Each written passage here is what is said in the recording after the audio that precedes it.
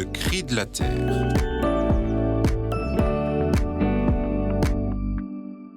Le week-end dernier ont eu lieu les Journées nationales de l'agriculture et des centaines de fermes et d'entreprises agroalimentaires ont ouvert leurs portes.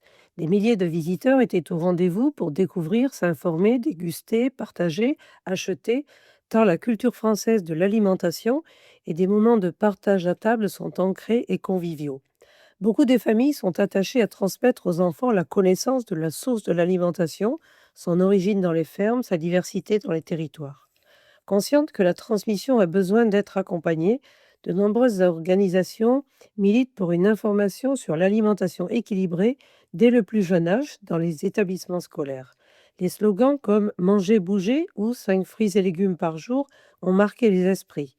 Mais malheureusement, le temps passé devant les écrans augmente encore et toujours, qu'il s'agisse du télétravail pour 30% de la population ou des réseaux sociaux, jeux vidéo ou séries pour les plus jeunes. Cela conduit à un taux de surpoids ou d'obésité en hausse dans la population française, faute de mobilité, des problèmes de santé et de mal-être aux conséquences douloureuses et coûteuses. Plus que jamais, je pense que c'est l'éducation des jeunes et l'accompagnement des familles qui seront efficaces, plus que les taxations aveugles sur certains produits. S'informer, c'est aussi se méfier des fausses promesses. Du fromage sans lait, par exemple. Et 2 ans après le lancement du faux mage, l'entreprise doit fermer et les salariés sont remerciés car les consommateurs préfèrent les produits naturels plutôt que des copies super sophistiquées. Et combien de centaines de milliers d'euros pour la recherche, le lancement, la communication qui auraient été bien plus utiles pour informer dans les écoles et les associations familiales. Aux États-Unis aussi, les ventes d'alternatives végétales à la viande ont baissé de 7 à 10% l'an dernier, malgré de gros budgets publicitaires.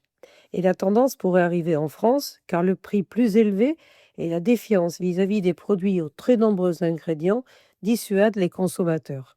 De plus, l'attachement à la culture culinaire, à la gastronomie, à l'origine française des produits et aux traditions régionales sont des marqueurs importants pour les consommateurs français. Ajoutons à cela que l'agriculture et les entreprises de transformation agroalimentaire sont le premier secteur employeur de main-d'œuvre. Ayant tous à l'esprit que nos achats pérennisent les emplois en France et valorisent les produits de la terre et du travail des hommes.